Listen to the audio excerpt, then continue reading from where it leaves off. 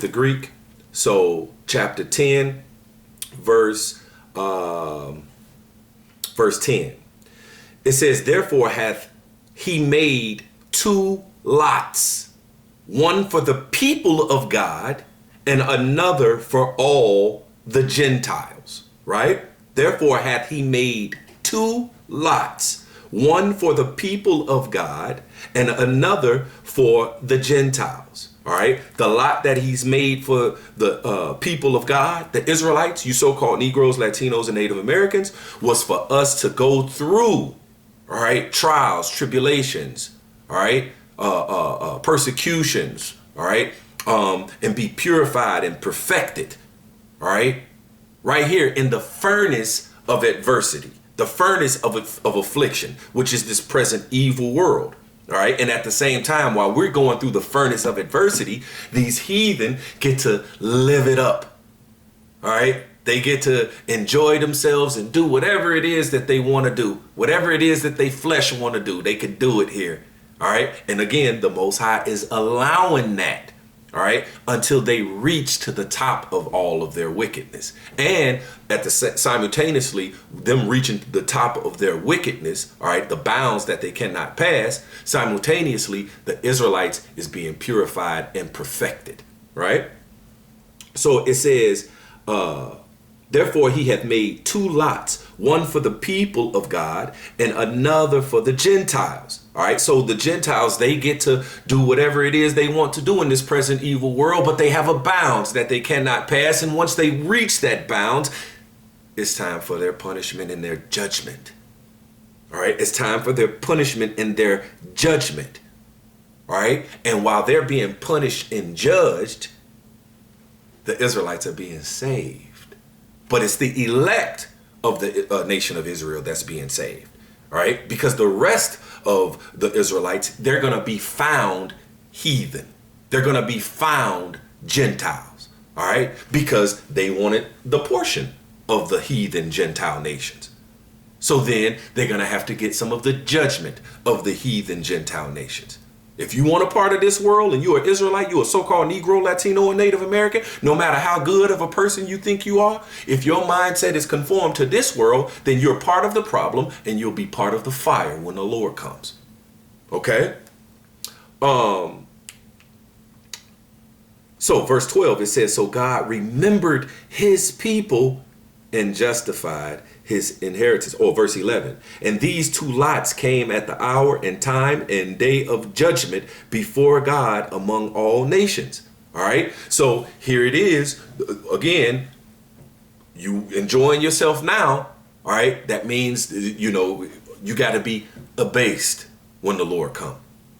All right. But those who's humble and meek and abased right now, all right, and going through and sighing and crying, all the while trying to learn and grow in the spirit, all right, then he's going to exalt those of the elect of the nation of Israel, all right, while he's abasing everybody else, okay? So the two lots, the two portions, right? So check out the portion of the ungodly, all right? The ungodly, which is these heathen nations, all right, but namely the wicked, Esau, Edom. All right. This is the book of Wisdom of Solomon, chapter 2. All right. And Wisdom of Solomon, chapter 2, verse. You know what? I'm going to hit 1 then jump down. All right. So it says, Wisdom of Solomon, chapter 2, verse 1. For the ungodly said, reasoning with themselves, but not aright, right? So this is the ungodly. Let's jump down to 6. It says, come on, therefore, and let us enjoy the good things that are present, All right, let us enjoy, right? Let us have fun. It says, let us speedily use the creatures like as in youth. Let us fill ourselves with costly wine and ointments, and let no flower of the spring pass us by. Let us crown ourselves with rosebuds before they be withered. Let none of us go without his part in our voluptuousness. All right, and that voluptuousness, I always get that word, is going into gratifying the flesh, gratifying the senses, right? It says, let us leave tokens of our joyfulness in every place. For this is our portion, and our lot is this. All right. He said, this is our portion. This present evil world, all right, is their portion. Our lot, their lot is this. Remember, we're talking about the two lots. So here it is, the ungodly saying that their lot is this present evil world, to where they come on, let us enjoy ourselves and let us enjoy the good things that are present. All right, that's right now. It's my money and I want it now. Let's have fun now, now, now. All right, whatever it is I want to do, let's get you a bucket list. All right, and before you die, you want to fill that bucket list up and do all the things and have no regrets and just fun, fun, fun. Comforts, comforts, riches, riches. All right, and however we want to do it, let's do it. All right, this is the ungodly's mindset, and this is their lot, their portion to do that. And the Most High is allowing it. All right, the Most High is allowing it because there are two lots. This is 2nd Esdras chapter 3. 2nd Esdras chapter 3 and 31. It says, this is Esdras talking. All right, 2nd Esdras 3 and 31. He said, I do not remember how this way may be left. Are they then of Babylon, talking about the heathen nations, better than they of Zion, us, the Israelites, the special chosen children? All right, because he was asking that because here it is, they were rich, they were flowing in wealth, they were, just living it up and enjoying themselves. And they thought not upon the Most High and the Most High's ways. But here it is, we the Israelites, the special chosen children, all right, we messed up too, all right, but we were being punished. We were being put in captivity, and, the Lord was basically giving us a whooping, all right, but he wasn't giving these heathen nations a whooping. So Esdras, he didn't understand at the time, and that's why he's asking, like, man, I do not remember how this way may be left. Are they then of Babylon better than they of Zion? Are these heathen nations better than us, your special chosen children? All right. It says, or is there any other people that knoweth thee besides Israel? Or what generation have so believed thy covenants as Jacob? And yet their reward appeareth not. See, our reward, no, it didn't appear yet. See, we have to wait on our reward. We have to go through the furnace of adversity, lifetime after lifetime after lifetime after lifetime in this present evil world. Because our reward, it comes in the world to come. See, Esdras didn't understand at that time. Our reward is going to come, all right, in the world to come, the eternal righteous kingdom. All right, our first reward is salvation. Okay? And really, getting the down payment, all right, which is the spirit, which is a measure of faith and a measure of understanding of this wisdom, knowledge, and understanding. All right. But we still here in this present evil world that was given over unto the wicked. And so that's why it says with much knowledge comes much sorrow. All right. Because now we see that, oh, man, this ain't what's up. This world is given over unto the wicked, and it is evil and it's wicked. All right, and we must suffer it. We must go through it, and it don't feel good. But this is what's strengthening us if we keep our faith and our integrity and continue to fight the evil with good. So it says, and yet their reward appeareth not, and their labor have no fruit. For I have gone here and there through the heathen, and I see that they flow in wealth and think not upon thy commandments. These heathen, they ain't thinking about righteousness, but they still chilling. They still rich. They still ruling over us. So Esdras is going through a little thing right now. It's like, man, what's going on, Lord? All right. Are they better than us? That they get to do whatever they want to do, think not upon thy commandments, but still they rich, still they chilling. All right. This is a part of the two lots, right? So it says, and yet their reward appeareth not, for I have gone, and their labor have no fruit. For I have gone here and there through the heathen, and I see that they flow in wealth, and think not upon thy commandments. Weigh thou therefore our wickedness in the balance, and theirs also that dwell in the world, and so shall thy name nowhere be found but in Israel. All right? See, but the point is that they get their lot, their portion, which is to live it up right now, but then ultimately get a judgment by way of fire. All right. And you don't want no part of that fire. All right. So the heathen Gentiles, they flow in wealth. And that's why here it is in Proverbs 22:7. This is the book of Proverbs, chapter 22 and 7. It says, the rich ruleth over the poor, and the borrower is servant. All right. So the poor, which borrows, all right. And it says that the borrower, those who borrow, is servant to the lender. Servant, slaves. All right. We're in slavery, captivity to those that's lending, the rich. Okay. So the rich ruleth over the poor, and the borrower is servant to the lender. Okay. The borrower is servant to the lender. Remember, servant to the lender. All right. And remember in that Wisdom of Solomon, how that chapter 2, verse 9.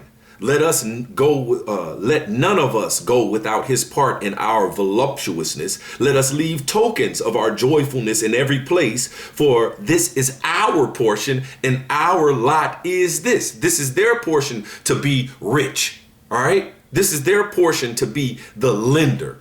All right. And then it goes on to say, verse 10, let us oppress the poor righteous man. Right. Remember, it says how the rich ruleth over the poor, and the borrower is servant to the lender. All right. In their mindset, it says, back in this Wisdom of Solomon 2:10, let us oppress. So they're oppressing us. They are oppressors. Let us oppress the poor righteous man. We're the Israelites. That's the poor righteous, all right, man. Let us not spare the widow, nor reverence the ancient gray hairs of the age. We don't care who you are. All right. Young or old, man or woman, you're going to be oppressed. Verse 11, let our strength be the law of justice, for that which is feeble is found to be nothing worth. All right. So let their strength, they're in their strength right now. And they say, let our strength be the law. All right. And then even when we maneuver through their law and find some way to flourish, they change the law. Yeah, I know we said it, but we in power. I don't care what we remind me of Minister Society when dude was like, well, you told me that. He said, don't be coming around here this early. Well, the dude was like, well, you told me to come this early. I don't give a fuck what I said. Don't be coming around here this early. So that's how Esau Edom, the wicked is. They don't care what they said. All right. They the devil, and they going to do what they want to do. They going to oppress you. If you find a way to maneuver through their own law that they made up and try to, make it just like, Black Wall Street. All right. They, gave you up these towns, and now you were flourishing, and they didn't like it. All right. So what they do, they came and destroyed them. All right. And they was like, yeah, I know we said this, but I don't care what I said. Let my strength be the law of justice. That's their mindset. All right. Yep. So let's go to that Deuteronomy 28. All right. This is the book of Deuteronomy 28. Because again, in that Proverbs 22:7, the rich ruleth over the poor.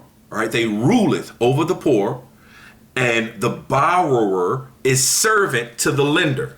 Now, in the curses, all right, that was placed upon us, the Israelites, you so-called Negroes, Latinos, and Native Americans, in Deuteronomy 28, because in Deuteronomy 28:1 it says, and it shall come to pass that if thou shalt hearken diligently unto the voice of the Lord thy God, to observe and to do all his commandments which I command thee this day, that the Lord thy God will set thee on high above all nations of the earth. So when he gave us our way, which is the ways of righteousness, the ways of life, all right, true morality, when he gave that to us, he said, hey, if you do it and you listen to me and you hearken, and when you get to your land, the promised land, and you govern yourselves with this ways and you do it, I'm going to set you on high above all nations of the earth, above all nations.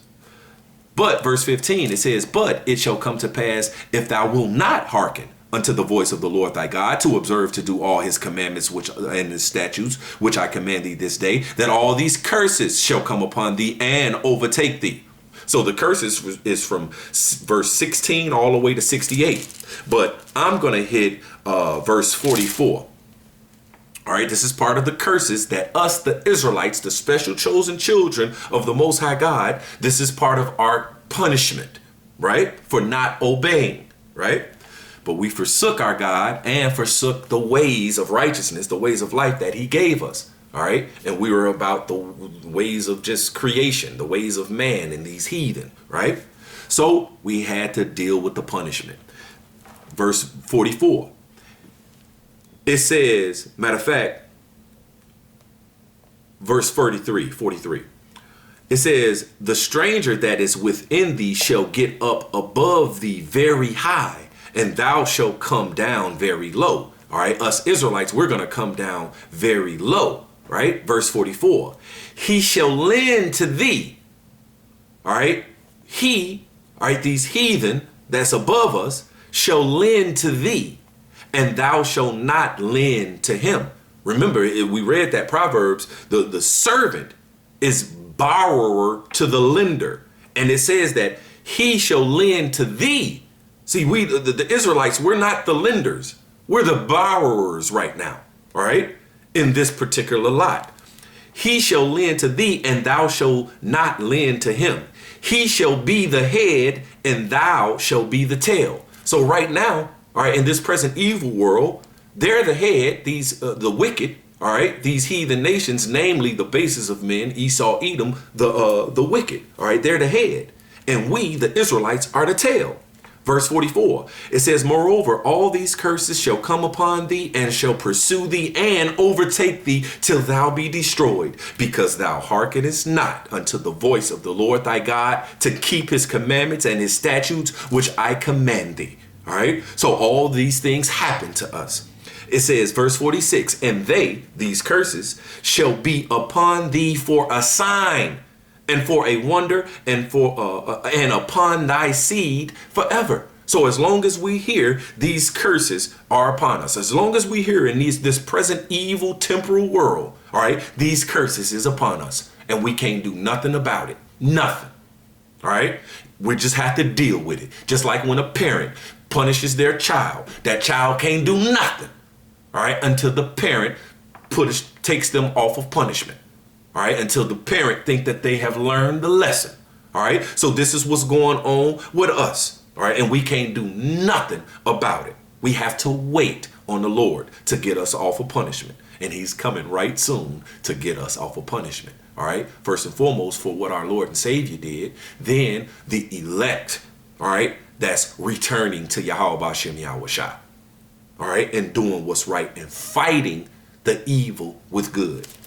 Verse 47, it says, because thou servest not the Lord thy God with joyfulness and with gladness of heart for the abundance of all things. Therefore shalt thou serve thine enemies, which serve thine enemies. Remember, the servant, all right, is borrower to the lender.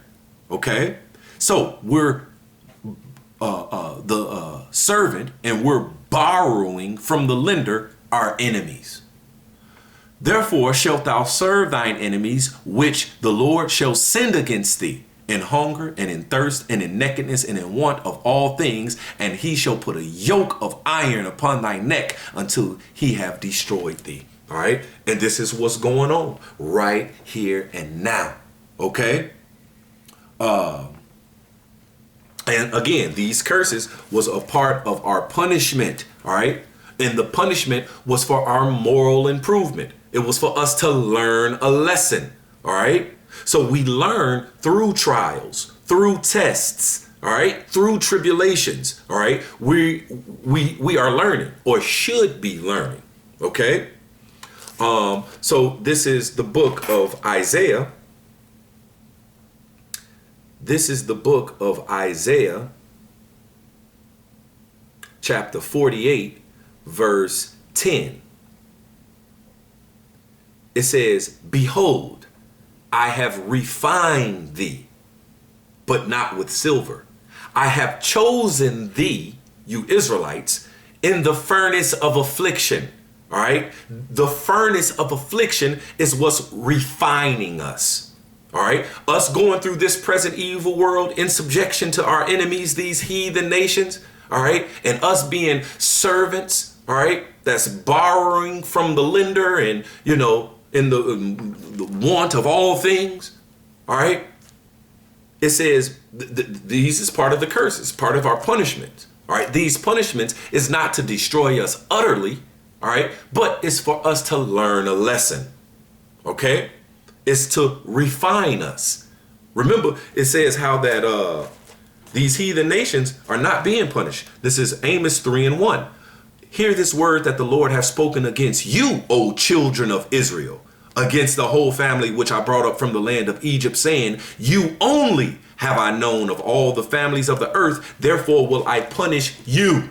All right. Therefore will I punish you. These punishments is for our refinement, for our learning, for our purification and perfecting process. All right. This is what these curses of Deuteronomy 28, all right, is for. And we're under these curses lifetime after lifetime after lifetime after lifetime after lifetime in this present evil world. OK, so because it says, "Behold, I have refined thee." All right. "But not with silver. I have chosen thee in the furnace of adversity," or a furnace of affliction. Let's get that refined. It comes from the Hebrew word H6884. Tazapop. All right. Tazapop. Or is that Tazarop?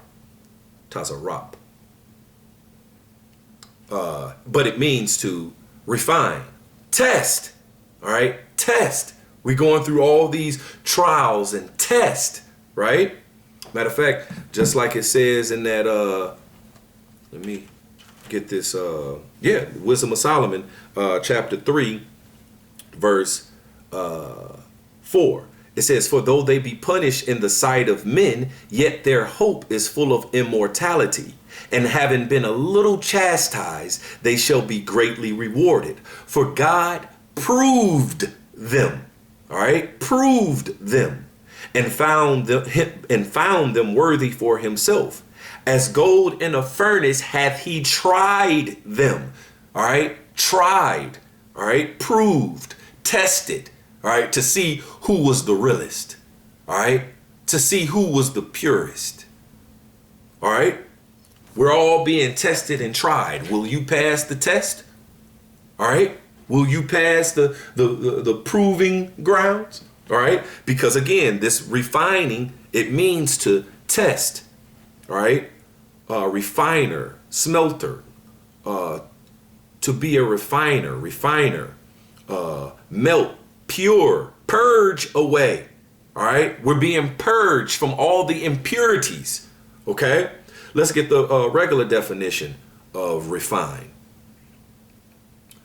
It says, this is the regular definition of refine. All right. And this is what the Lord is doing to his special chosen children.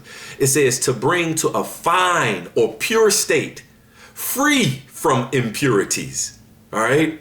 To bring to a fine and pure state. This is what all these trials and tribulations are doing. If we're keeping our faith and our integrity and fighting the evil with good and doing what's right. It says to purify from what is coarse, vulgar, or debasing. See, we dealt with being coarse and vulgar and debased, all right? When we forsook our God and forsook the ways that he gave us, we became coarse and vulgar and debasing, all right? See, but now we have to give heed to this word, all right, which is going to refine us, all right? It says to bring to a finer state or form by purifying. All right, we're being purified. This is what this present evil world is for, to purify us, the Israelites, right? It says to make more fine, all right, to become pure, all right, to become more fine, elegant, or polished, all right, to improve by inserting finer distinctions, superior elements. All right, we're being made superior. Okay, we're being made those priests and kings it talks about in Revelation 5 and 10. All right, so this is what was happening. All right, so while the heathen in their portion gets to do whatever, all right, and just live it up, we are going through the furnace of adversity. We, the Israelites, the special chosen children, we are being refined. See, but if you're trying to live your best life, you're not being refined. All right, you still coarse, vulgar, and debased. All right. In that course, I just looked up the word coarse, COARSE. It says lacking in fineness, lacking taste, lacking refinement, lacking unpolished. All right. Obscene, vulgar, inferior. You trying to live your best life right now? You inferior, Jack. All right. Faulty quality. You just common. All right, base. That's what coarse means. All right, you're just a commoner. All right, you're not of the elite of the nation of Israel. All right, you're just a common Israelite. All right, although a common Israelite in the kingdom is still going to be a king and still going to be royalty. All right, but you're not going to be of the aristocrats of the nation of Israel. All right, the best of the best. Okay. So right now, the best of the nation of Israel, we're going through our punishment. We're accepting our punishment. We're accepting that this present evil world is not our rest. And so we make our bodies a living sacrifice in this present evil world. All right. And it's all for our refining. All right. So let's keep it pushing.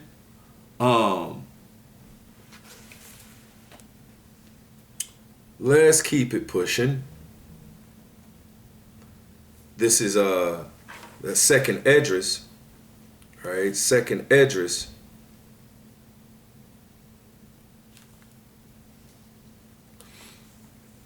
All right, and it says how we're going to be rewarded, right? We're going to be rewarded with salvation and rulership.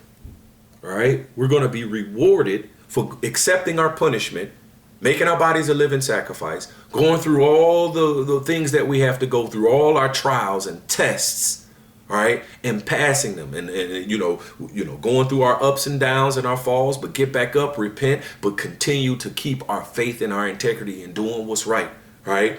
We're going to get rewarded with salvation, all right, and rulership, okay? This is so that was their portion where the heathen nations get to just live it up right now, right? But our portion, this is 2nd Esdras 7 and 9. It says, if this city, talking about the kingdom of heaven and rulership thereof, all right? The kingdom of heaven, rulership on the earth in the eternal righteous kingdom. If this city now were given unto a man for an inheritance, if he never shall pass the danger set before it, how shall he receive this inheritance? And I said, it is so, Lord. Then said he unto me, even so is Israel's portion. It's the Israelites' portion to go through this present evil world, this furnace of adversity, and not succumb to it, but overcome it. all right, keeping your faith and keeping your integrity, all right, making your body a living sacrifice, going through all these tests and trials and tribulations and being servant to these heathen nations, all right, that's the lender, okay? But we'll, we keep our faith and our integrity, all right? It says this is our portion. This is our portion, that we have to go through this particular lot that was given over unto the heathen nations to get to our lot. So we don't succumb to their lot and be about their lot. No, we go through what we have to go through, be purified and perfected, all right? And then we get to our lot. We get to our portion, all right? And then when we get to our portion, these heathen